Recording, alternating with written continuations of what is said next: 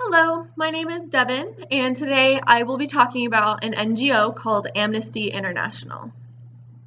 So, NGOs, or non-governmental organizations, are nonprofit organizations that operate separately and independently from any governments. Amnesty International works to expose human rights violations that have been made by governments, companies, armed political groups, and non-state actors.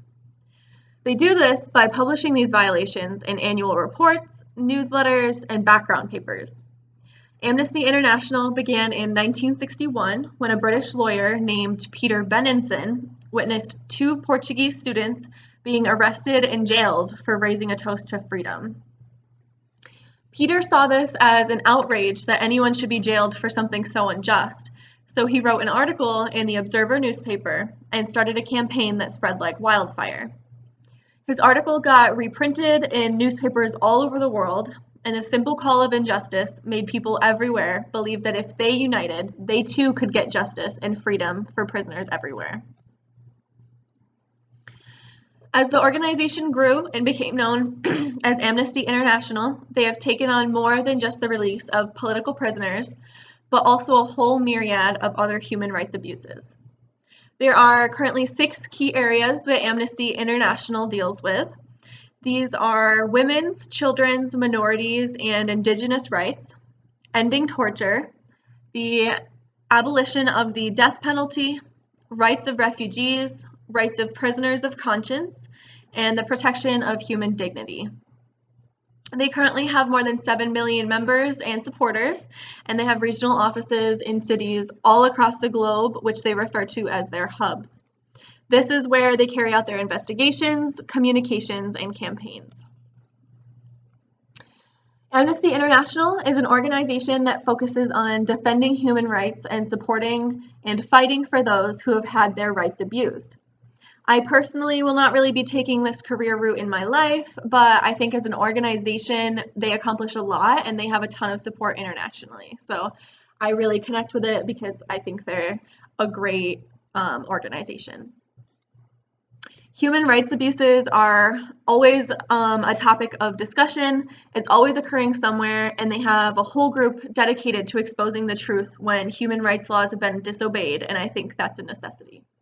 So Amnesty International was awarded the 1977 Nobel Peace Prize for its defense of human dignity against torture. And then in 1978, they were awarded the United Nations Prize in the field of human rights. Amnesty International has seen many accomplishments. In 1972, they ran the first worldwide campaign to abolish torture, a Human Rights Are Women's Rights campaign in 1994, a 1999 campaign to draw attention to the 300,000 child soldiers around the world, a 2006 campaign against internet repression, and then they also had the death penalty abolished in 133 countries by 2007. Members and supporters of Amnesty International accomplish most of these feats by writing letters to governments, staging protests, organizing vigils and demonstrations, making online petitions and alerts, and many other nonviolent measures.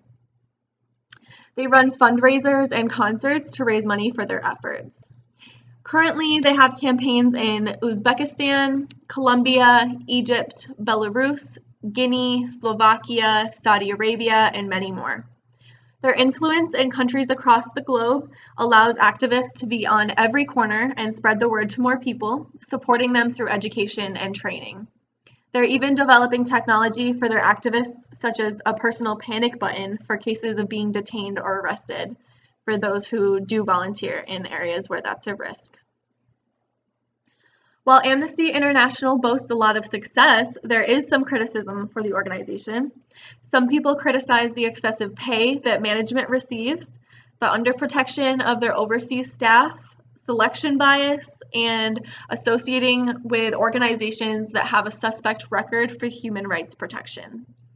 Many supporters and governments also have disapproved of Amnesty International's criticism of policies in several countries, claiming that their reporting is one-sided and Western biased. Despite these allegations, Amnesty International still has a vast following. Overall, I have a lot of admiration for the work that Amnesty International does, and I think that they are making huge strides towards the issues of human rights abuses. They could use some improvement just as any organization could, but I personally don't have any complaints against them. I hope to continue seeing their efforts succeed and their support continues to grow. Thank you.